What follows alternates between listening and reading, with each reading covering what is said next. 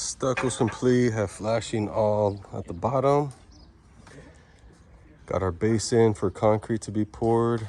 Forms getting ready. These are all drains going in. We'll have a dedicated drain there. We'll have a yard drain out here. So what prompted all this is essentially this room here started flooding because this ground was higher than the sill plate of the house. So we were able to take that down. Add a weep screed to this section, additional flashing.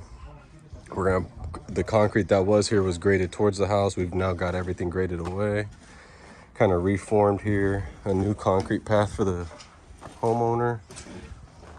This is where all the concrete will go and be poured. You can see the formation of it here.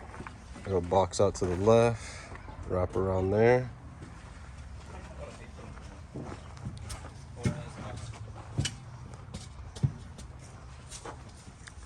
Drain lines all meet together, coming to the main one here, which is now being backfilled.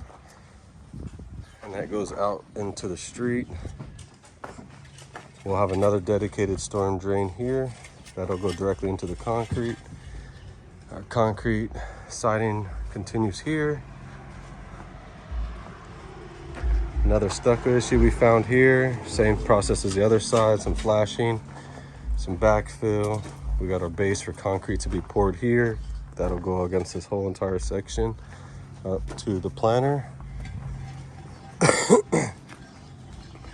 We have some work that's gonna be done out here. Clients has a lot of puddling, it's an older client.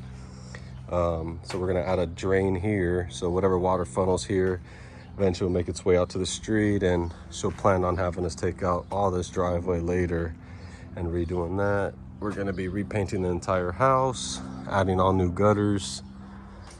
Pretty extensive project. This is what we got. So far, so good. Reliable, trustworthy subs.